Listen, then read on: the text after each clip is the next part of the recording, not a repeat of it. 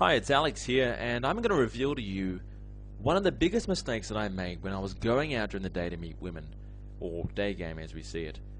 If somebody were to take me back around 5 years ago and tell me there's one technique, it would shave around about a year off my learning curve.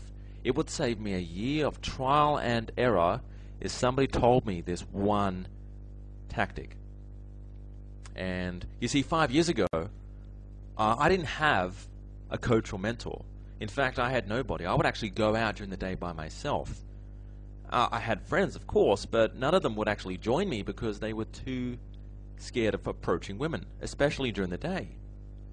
So I would go out and learn one of the hardest skills you can possibly learn, and what's to make it worse is I was learning it by myself. But I realized one thing, and that is you should always have a coach. Always.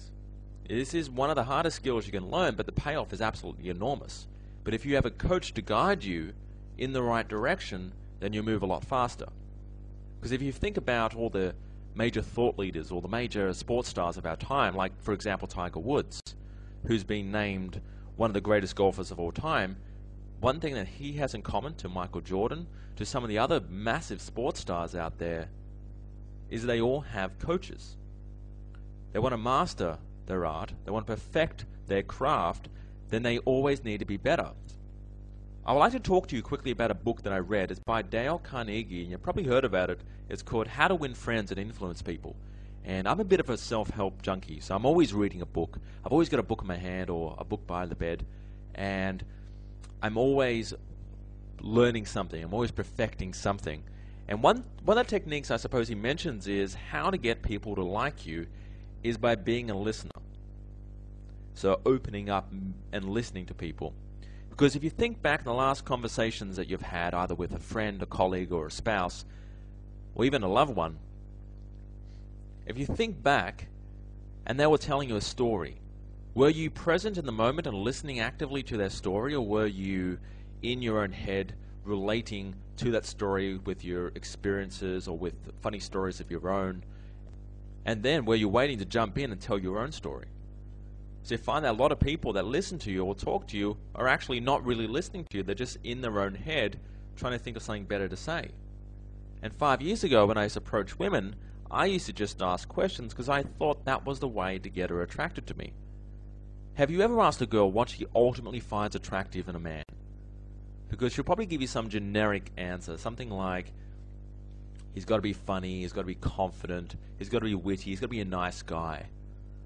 Right? And when somebody who fits that profile exactly, like 100% exactly, he comes along and talks to her, she's actually turned off by him. She's repulsed by him. So it just goes to show that women don't really know what they want, or what they say isn't necessarily what they mean and what they find attracted to. During the day, it's all wrong. It's completely opposite, especially during the day. I found that if you do want to get a girl attracted to you, it's not really a 50-50 conversation. It's not really you asking questions and her responding and talking about herself. It's more like 80-20. So it's more like you talking 80% of the time and getting a 20% response from her, if that, if you're lucky. So to talk 80% of the time, you need to have more than a conversation starter prepared. So you need to be prepared. You need a conversation starter. You need a few stories afterwards. You need a tight structure in place to get you in the door and to put your best foot forward. Because if you think about it, you have a social circle right now. You've got friends who hang around you and like you for specific reasons. So let's say, for example, the reason they like you is you're trusting, you're charismatic, you're funny, you're confident, you're spontaneous. And the thing is, it took your friends maybe a couple of weeks or a couple of months or even years to realize that you had those traits. But that's the reason why they're drawn to you. They're attracted to you as a friend because you have those traits.